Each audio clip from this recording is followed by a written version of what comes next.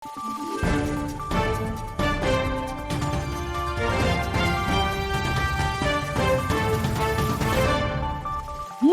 araw, Pilipinas! Ito ang Valiente News hatid sa inyo ng Office of the Vice President.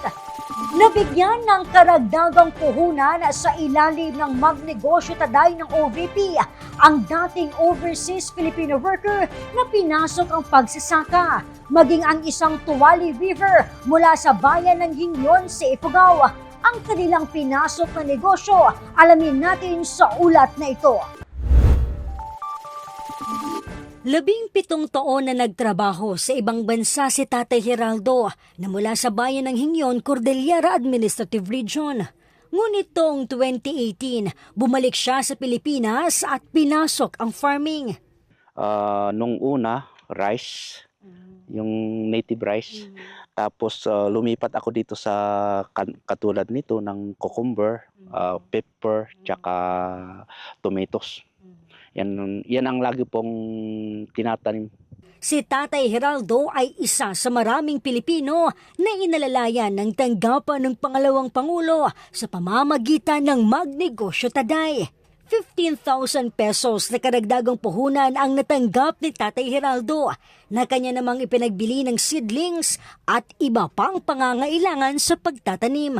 To our Vice Presidente po, pag-igihin nyo yung ginagawa ninyong programa para higit pang makakatulong sa katulad namin mga farmers. Inaasahang maaani na ang mga tanim ni Tatay Geraldo sa susunod na buwan.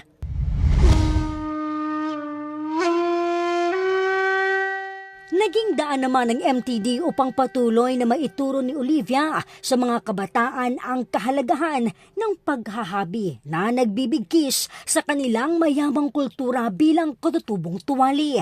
Kwento ni Olivia, ipinagbili niya ng mga sinulid ang handog na 15,000 pesos livelihood grant ng OVP sa ilalim ng magnegosyo taday.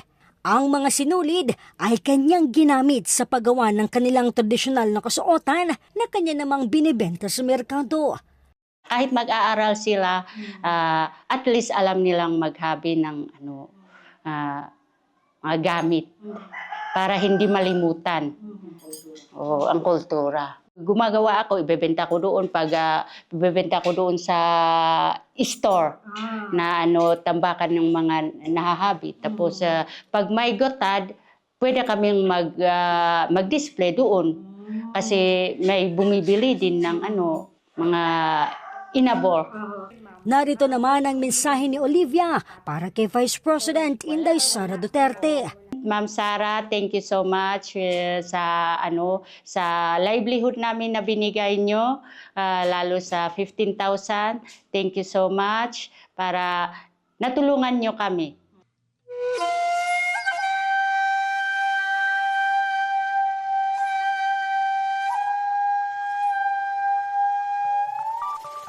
Daan-daang Pilipino na tulungan ng programang Magnegosyo Taday.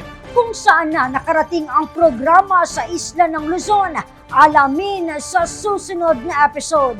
Ako si Claudette Loreto para sa makabuluhan, naninindigan at matapang na mga ulat at impormasyon.